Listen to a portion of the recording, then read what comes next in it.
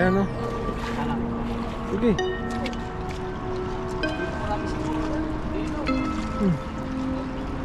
Mabilis yan.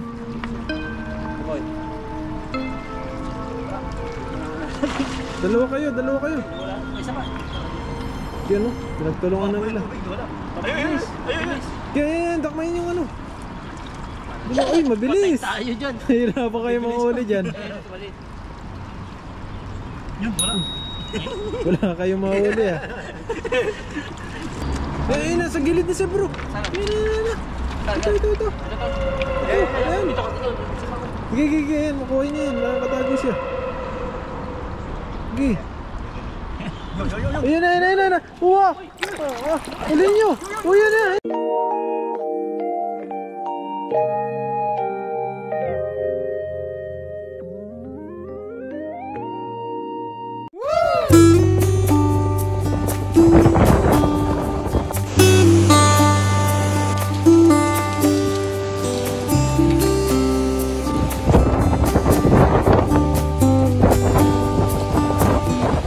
Yan, mapagpalang araw po sa inyong lahat. Ayan, kumusta po kayo? Tagal tayong walang upload sapagkat medyo busy po sa aking trabaho. Ang machine ko minsan 3 na kasi si Ethan, nagbakasyon si Ethan, tapos yung iba namin mga Taiwanese may sakit.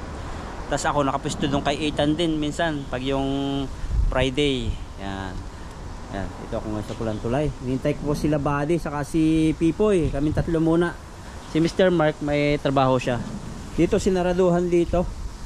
At nilagyan ng barakida dito para hindi na makapasok yung iba sasakyan. Kasi po sila dito, naglalagay po sila dito ng mga malaking drainage. Dito sa ilalim ng tulay. Kami po muna 3. Nakakamiss man na wala si Dudoy, wala si Ethan. At saka Dudoy, nalulungkot ako. Siyempre, hindi natin magkakailayo, nakakalungkot yung nangyari sa kanya. Kahit yung contract niya ay patapos na sana, pero ginawan siya ng masama. Hindi po makatarungan yung ganon sapagkat hindi lang para kay Dudoy yung sahod niya, kundi maraming umaasa kay Dudoy. Marami siyang mga susuportahan. Nakita niyo naman yung mga binibigyan niya, school, tapos yung may mga nanghihingi sa kanya. Sa Facebook niya ina-upload yung iba, yung mga nag-sponsor siya.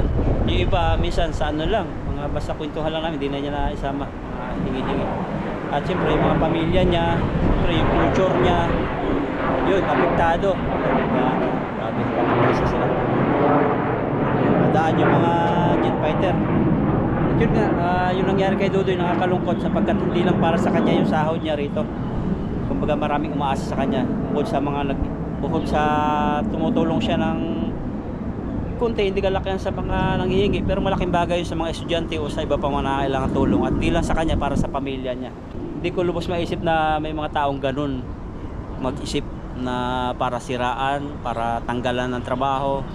Kasi hindi na dito usapan yung yung galit eh. Kumbaga ang titingnan mo rito yung future. Okay lang yung salita ganyan. Tas kung hindi na natigil, pero ano naman eh, nakikita ko naman kay Dudoy tumigil na siya. Ako, kumbaga totoo din sa akin, sobra-sobra yung ginawa. Kasi talaga pinahiya ako kahit man kasinungalingan lahat ng ginawa sa akin. So pinagpasa Diyos ko na lamang.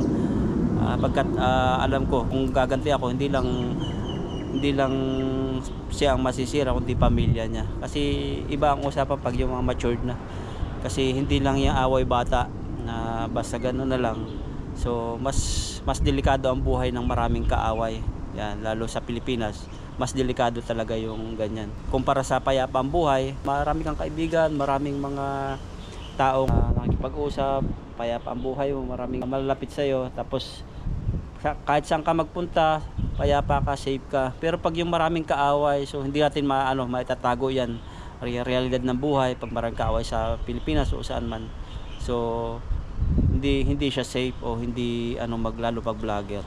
Kaya nakalungkot man yung nangyari sa ganon. So bahala na si Lord. So ako nga, lagi kong sinasabi sa Panginoon na pinapanalangin ko sila na huwag siraan yung kanilang buhay, huwag siraan yung kanilang ikinabubuhay. Pinanlord sa salita niya, panalangin niya umusig sa inyo at sila'y pagpalain. So hindi ibig sabihin na ipinapanalangin sila ng masama, kundi panalangin mo sila na pagpalain. Kumbaga yung may sinabi doon sa huli, pagpalain. Kasi bakit mo kailangan panalangin? Kasi pagkat sirain po ng anghel ng Diyos yung buhay nila kung nakita ng Lord na naninibugo ang isang lingkod ng Diyos sa isang tao.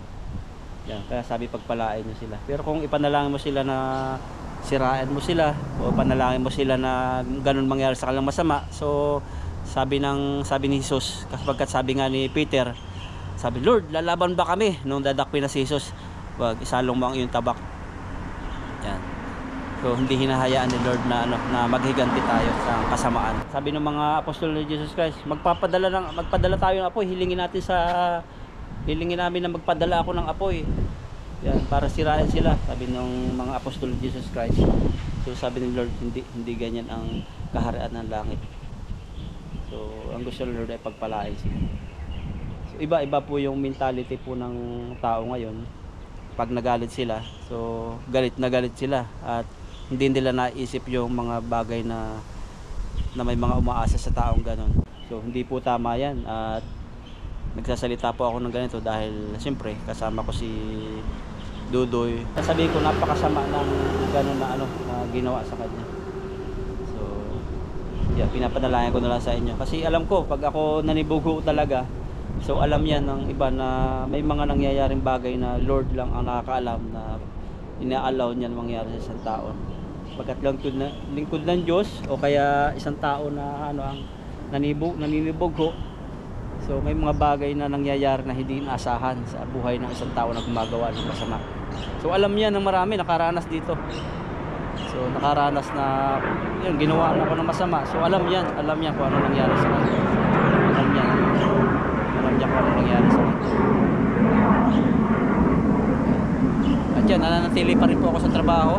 At sa trabaho ko, nagpasa rin po ako ng resignation letter ng paraan. Pero kinausap pa rin ako ng kumpanya namin na kung maaari magbakasyon muna ako kahit ilang buwan, 2 to 3 months. Kaya minsan po hindi po maigakaila. Minsan tinatamad din ako mag-vlog, lalo ngayon matagal akong walang upload, 3 araw, 4 na araw na yata. Kasi parang sabi ko magsulo na lang kaya ako mag-vlog kasi yung mga kasamahan ko nadadamay sa yung mga kasamahan ko nagkakaroon ng problema. Pero okay lang po yan. So laban lang tayo. Basta ang buhay po ay weather lang yan. So ang bilis ng panahon. So lagi ko sinasabi, bawat ginagawa natin ay may pagsusulit sa huling araw. Hindi lang sa huling araw, pati ngayon.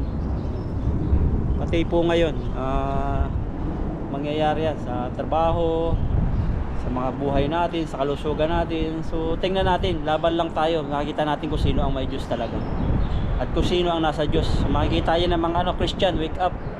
So mga Katolik, wake up. Yung mga Katolik na nagbabasa ng mga salita ng Panginoon, wake up po kayo. So tingnan nyo po yung yung mga taong ginagamit yung salita ng Diyos, tapos ang mga ginagawa nila ay mga kalukuhan. So wake up po kayo, wake up. So ako, marami akong kalukuhan, kasalanan, pero so hindi ko kayang gawa ng masama yung isang tao na para sirain yung kanyang future, yung kanyang kinakabuhay ay sirain ko. Kaya yun, ganun lang ang aking kung alam niyo lang yung nararamdaman namin ng mga vlogger dito. Kahit hindi po namin mga kasamahan na vlogger, kahit yung mismong nakakasama po ng mga nakasama namin dati, ng mga hindi namin nakakasama. So hindi lang sila nakakapagsalita, kahit kasamahan sila ng mga dating, hindi lang sila nagsasalita kasi hindi sila mahilig sa issue. Pero wake up sa mga ganyan po, at makikita nyo po yung gawa po talaga ng kalaban o tinatawag na Satan, na dumating ang magnanakaw si Satan para manira, yan, mangwasak at pumatay. Yan po yung John 10:10.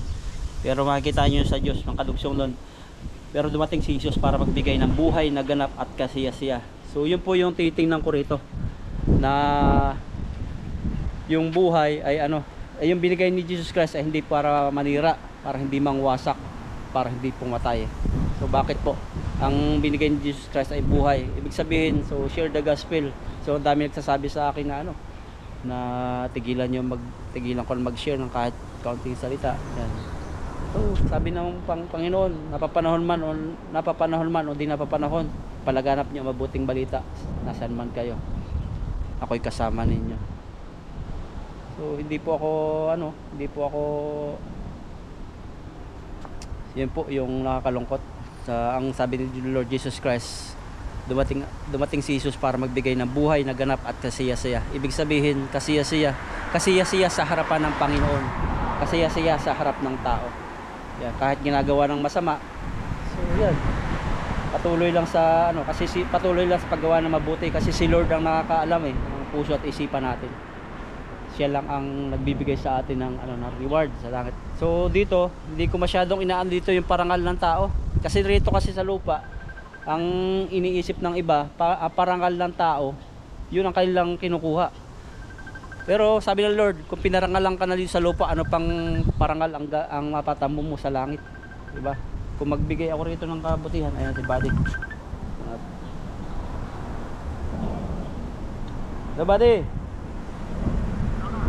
Si sa Pulang Tulay. Si Buddy oh. Saan kayo? O sige, punta ako dyan. Sige. Sige. Punta na po ako sa mga kasamahan ko. Nandun na daw sila.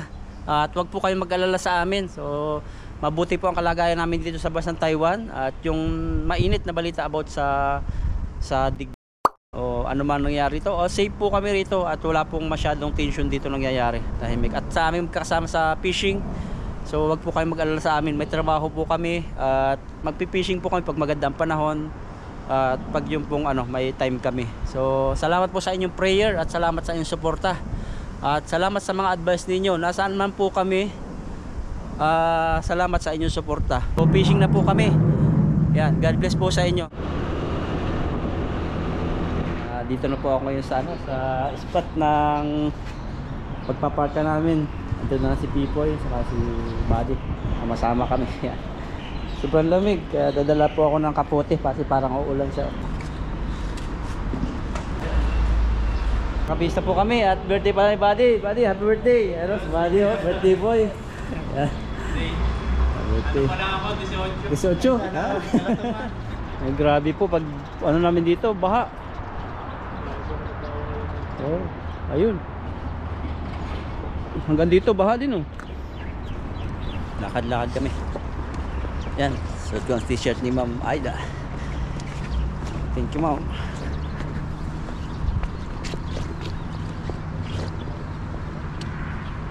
Baha. May malita na naman. Ay, ito yung binuksan ko. Basta na yung daan, nalito na ako. Hindi na kabali. Ang lakas ng ulan, saka baha. Tingin po tayo dito. Baha po na naman sa Taiwan. Baha na naman Dito yun. mga isda ng kulong dyan. Ayun ang tubig. Kaya maligo dito. Tingnan nyo, baka may isda yan. Isang isda oh. Meron doon. Ibang isda yata yan bro. Tingnan mo. Maliit no? Parang pera na yung style. Ha? Mabilis siguro. Nag-isa pa na ba dyan? Ay, mayroon pang malaki oh. Ay, may malaki doon. Ay, ano? Huliin nyo, huliin. Dali. O paano yan?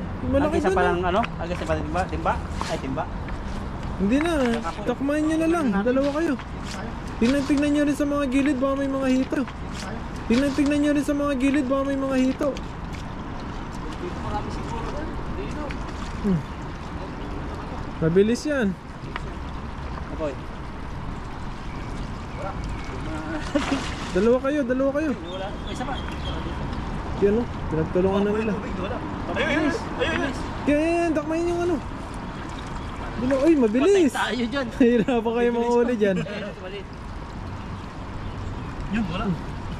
Wala kayong mga uli ah. Challenge. Nasaan yun? Kasi naglabo na tayo. Naglabo na.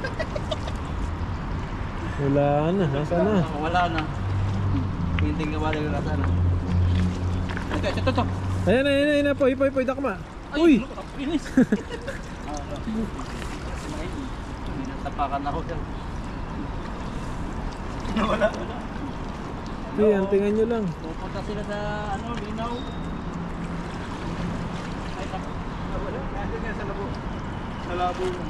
Wala na, di nyo na makakita yun. Kaya namin pa natin. Bro, yan o bro. Sa gilid. Patay ang bilis. Ang bilis. Ano yung mga ulo yan? Dalaw. Nakubok. Yan, sigurado nasa gilid na. Sulok na yan. Mga ulo nyo na yan. Tayong atin eh. Yan na, huli na. Huli. Ayun ay, tagok-gok. Tagok-gok. Para pa ba to? Tagok-gok yan. Bukos ha? Marami siguro dito kasama yan. Mga gilid-gilid yan. Trap yan dito. Eh, nasa gilid na siya bro. Yan. Ito. Ito. Ayan. Dito. Sige, yan. Makuha niya yan. Nakakatago siya. Sige. Ayun na. Uwa! Uli nyo! Uy, ayun na! Uli! Ang laki! Oh! Dahil pipoy. Wow! Ganun pala yun. Susulong mo pa.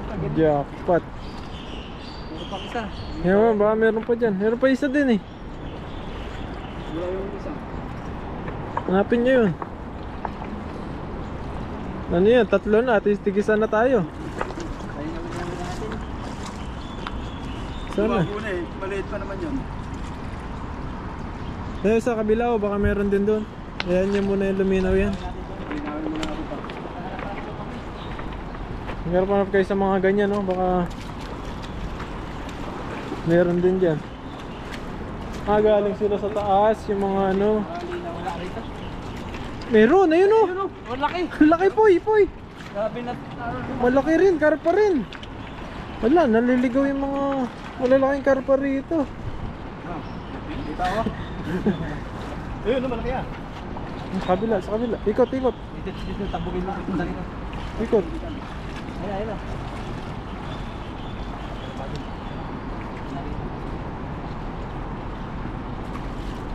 Hindi, yung dakma. Magaling ah. Galing yung magdakma. Ayan o. Sige. Yan, mabilis. Galing na. Wala. Laki. Laki. Grabe. Ayun. Lapad eh. Yung isa, ulihin nyo pa yung isa doon. Inaano namin yung iba doon mga labaw. Wala. Kapatay. Meron pa rito eh. Masarap yun.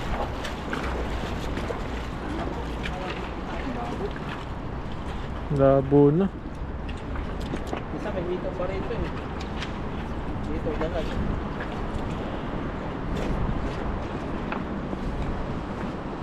Yung isa. Labo na. Wala.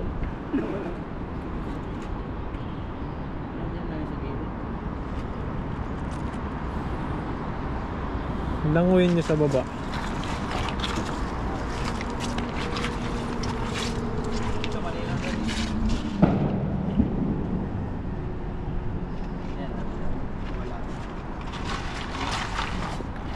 Bayan lang dyan.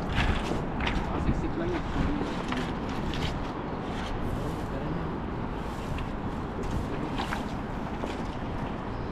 Hanapin nyo. Nandiyan lang yan.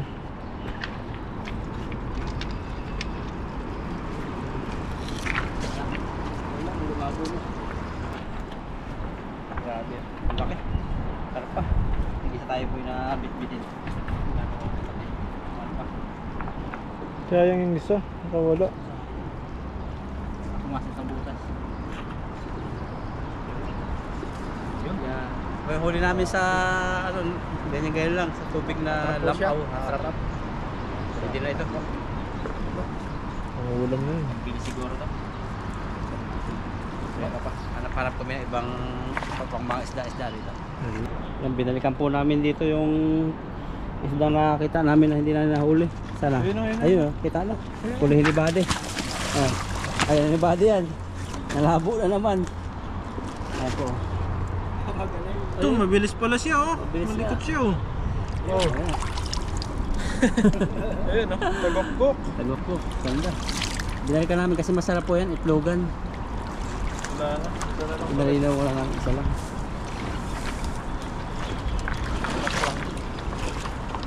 Wala na natin. Tapos na pangisda at dahil walang maluluto doon, mabasa ang pagkain. Mabasa pa ang panggatong. So dito kami bumalik sa. Magkano sa? 15.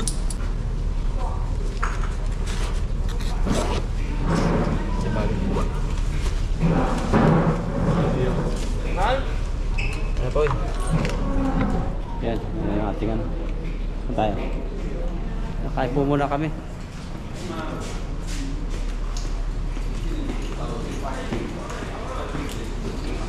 Wala pang drinks yan, ano? Ano po to, yung malapit sa Canabade. Eh, naulan sa labas, uulan. Malang panahon. Parang masarap din.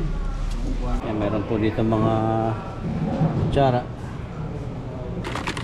Mga kutsara tatlo. Mga chopstick. Kuha tayo ng drinks. Malagam-gam. Ate. Ayan o. Sarap din, pato.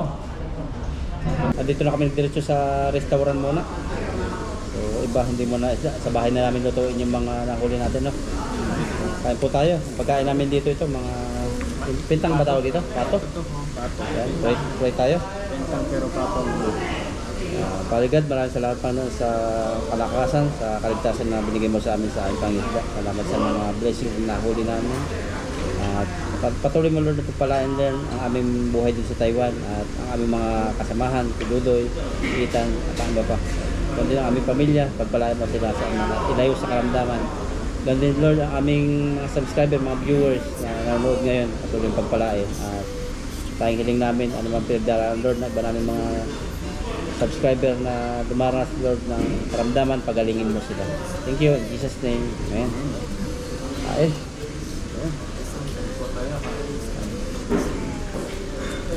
Walang tabako na ito. Kutsara na yung ginagamit ko sa amin eh. Cheers po, cheers. Yes, yes, pato. Pato. Sarap. Inihaw talaga.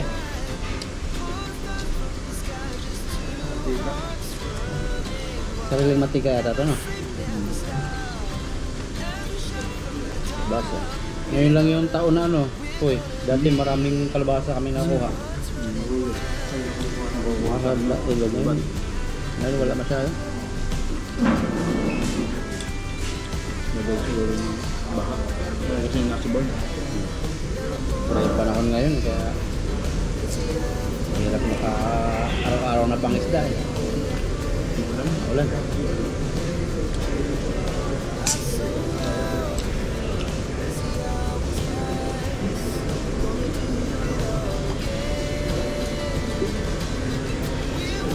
Kaya, buko.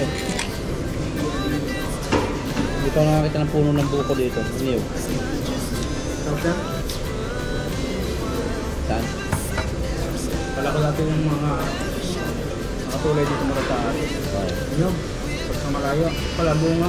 Bunga o kanga. Pinalagaan nila.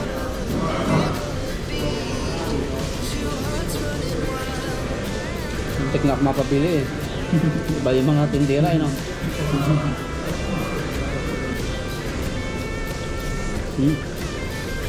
Tapos din yun. Sarap din, sarap. Hilig sila sa ganito pato, no? Special sa kanila. Dati nandok. Ang nasa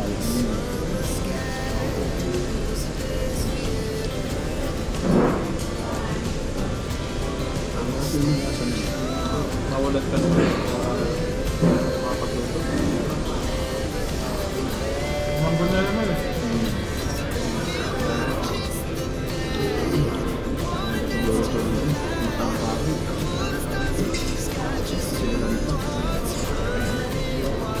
masama yung ano, luluto ka na tapos bigla ulan, straight na yung luto mo. Kasi nabawa na yun. Lapit kasi dito. Meron din yung chowpan. Sa likod ni Bali, chowpan ko lang.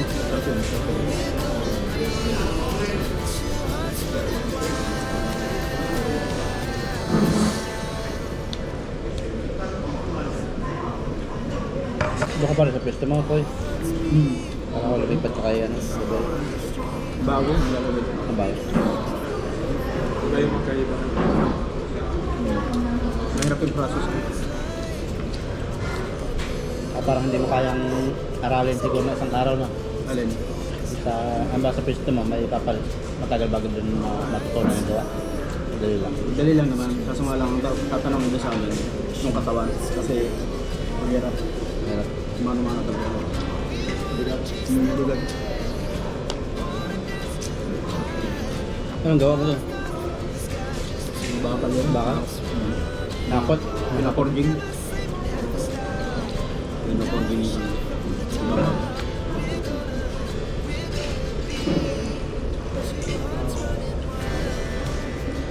Yung kaitan pala hirap. Kasi yung pisto ko, computer sa machine. Naguluwain yun bro. Mga dinamo na malaking bakal, pinapakinis, pinapakintab. Kasi yung sa pisto ko talaga, Pinapakintab sila. oo, papakinisin. Yung kaitan, grind, butol, saka binubutasan ng kaitan sa nilagyan ng parang ano, parang pumasok sa tornilyo. Hindi makinis. CNC. Kay, sa amin, Mga ganun yung mga dinideliver namin. baka, Yung mga pinapakilang namin.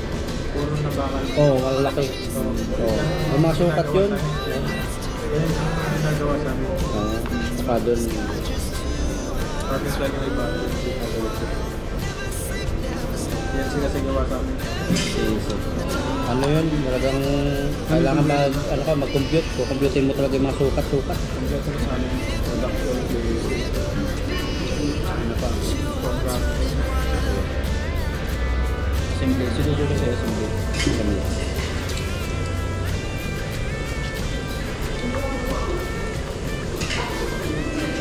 Meron na yung gawa sa amin. Sa kanila last time.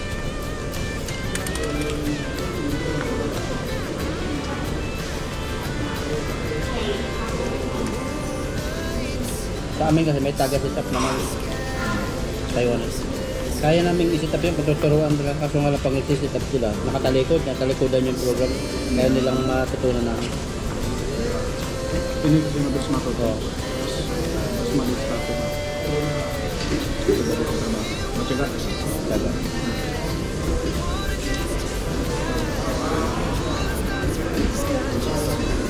Saka sila, ayaw nila yung ano ba, may discarte sila. Tapos yung idea mo, hindi nila tinatanggap. Kaya ako dyan, hindi na ako magano. Hindi na kaya dati ka ba? Nasabi improvement. Sige mo. Kasi dati natutunan ko nga yung kaibigan ko sa Taiwan.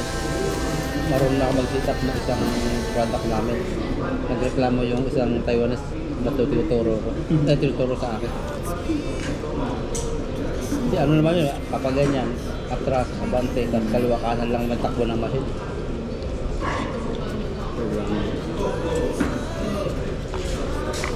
CNC kayo na bro? CNC. Laki yung kay Ethan. Sa amin napapunta yung mga ginagawa nyo, yung mga parang talikadina.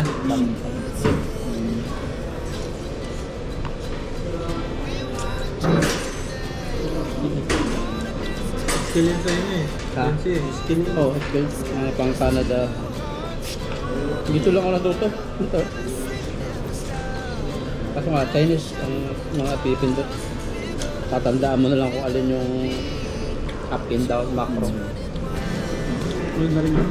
Yung CNC matutuloy. Oh.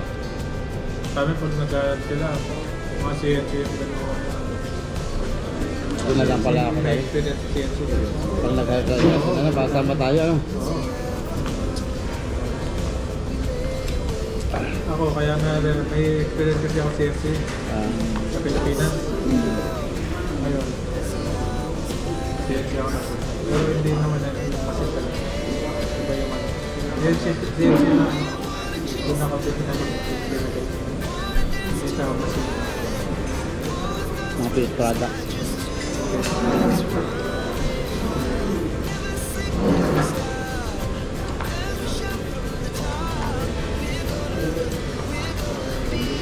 Grabe, sarap.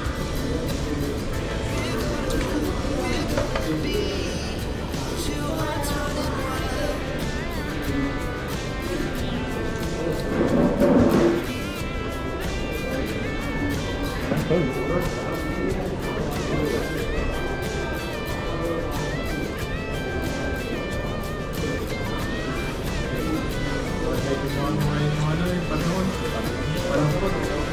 Kulimlim. Hindi maintindihan eh. Iinit. Kulimlim. Ulan. kunting ano, babagsak agad yung ano. Di ba nakaranas tayong init, tapos bigla na lamig naman ngayon. Wala ko tuloy-tuloy na.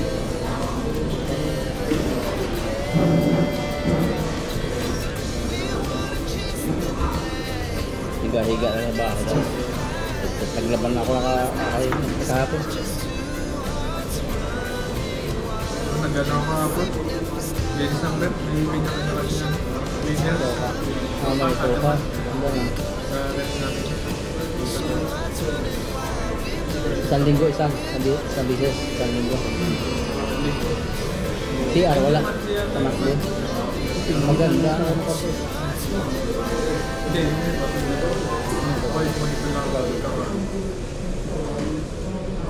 Linis lang yan, pero yung mga isda-isdang matagal na, tapon. Mga babaw na ito, nalarap na yun. Matagal na stock. CR, wala. Ano yun po? Sa amin ang Kahit ano naman sa amin, egg-room naman kapag sa amin naman. para kasi parang kondo yung kanila, hindi ko narating yung sa inyo eh. Sa amin hindi. Sa amin luma-luma na eh. Luma na yun, hindi na yun. Parang kondo yung kanila eh. Hindi karaan namin building daw. Nirenovate lang ng konti. Pangit lang yun. Sikip kami dito sa amin. Anim kami. Sa kwarto, anong kayo? Napakasikip. Ikaw, isa lang ka ba doon? Kwarto mo? Dito lang ako. Nirequest ko dito lang muna. Pero bawal yung magpupunta ng tilapia. Ay, tilapia. Bawal magpupunta ng babae. Wala sa iyo. Sa amin, solo rin ako. Pero luma ng building. Pangit lang sa amin yung kuryente, hati-hati. Kaya lugi kapag, kasi sila may mga e-bike may mga rep, panugtog. Kaya kailangan, Sarili namin. May sarili kontra. uy, maganda. Sa amin, sa isang kwarto yun. Sa meter. Sa amin, pwede magluto rin sa amin. Huwag lang yung butane yung gamitin. Mga kailangan electric. Electric lang. Mga sinasaksak lang. Basta yung mababang ano lang punta. Sarap. Hindi ka rin makain ng